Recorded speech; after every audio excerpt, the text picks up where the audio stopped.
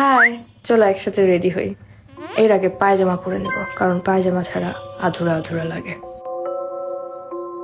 Any problem যে আমার কালারটা সুন্দর না? এই দেখো হাতাটাও কত সুন্দর, এন্ড এই যে পায়জামা একই colour. You can ask me flowers I see for hours.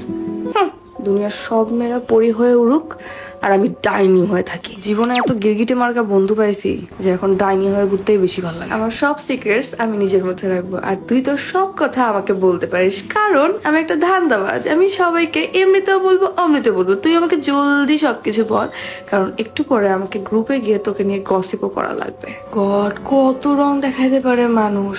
তোরা কারা ভাই? তোরা কি ঘাস খায় বাঁচস? তুই আমাকে বিশ্বাস করতে পারিস? আমি কি তোর কখনো খারাপ চাইতে পারি? আমি তো তোর বান্ধবী, তোর বন্ধু। তুমি আমার মাথা। বুকের বাম পাশে কি বাঁধে না এগুলা করতে? হোয়াট এভার, মানুষ মানুষের জন্য, আর এমনিতেও আমি অনেক ভালো মানুষ। এক মিনিট, তুই তো আমার থেকে টাকা পাইতি, রাইট? আসলেই আমি টাকা পাইতাম? পাইতি বের হ। Right now I have to go guys. ভাই, আব্বু আমার বিয়ে ঠিক করছে, আমার ভাগার জন্য জুতা কেনা লাগবে, চল।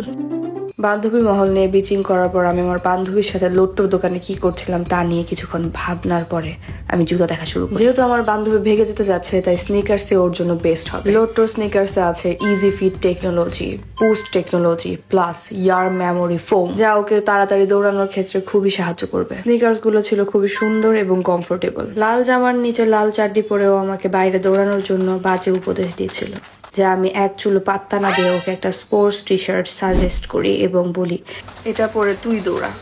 একমাত্র প্রেমিক বার্সেলোনার ফ্যান বলে আমি লোট্টোর থেকে ফুটবল চুরি করার নিয়ত ওটা বের করতে পারছিলাম না। বান্ধবীকে ভালোবেসে তার চুলের সাথে ম্যাচ করে একটি ছাতা, ব্যাগ এবং একজোড়া জুতা তাকে সাজেস্ট করে দিই। এত ভালো সাজেশন পাওয়ার খুশিতে সে চপ্পল পরে কক্সবাজার যাওয়ার প্ল্যান করা শুরু করে, যার পাশাপাশি আমিও কিছু বিচ শার্ট চুজ করা শুরু করি, যেগুলো পরে আমি সমুদ্রের পাড়ে গিয়ে বসে থাকবো। একটি জোরদার ট্যুর প্ল্যান করার আগেই আমার বান্ধবী আমাকে ছেড়ে কোথায় যেন পালিয়ে গিয়েছিল। পুরো দোকান খুঁজতে খুঁজতে তাকে হাতে নাতে ধরে ফেলি। যে বিষয়টাকে মাথায় রেখে কিছু জুতা খরিদ করে বান্ধবীকে নিয়ে বাসার দিকে রওনা। এরই মাঝে হঠাৎ বান্ধবী আমাকে পথিমধ্যে থামিয়ে বলল, তুই না আমার থেকে টাকা পাস? Thank you for the gift, bye. অনেক বেশি ইন্ট্রোভার্ট আর ভালো মানুষ হয় আমি কি বান্ধবী মহল থেকে আরেকবারের জন্য ধোকা খেলাম?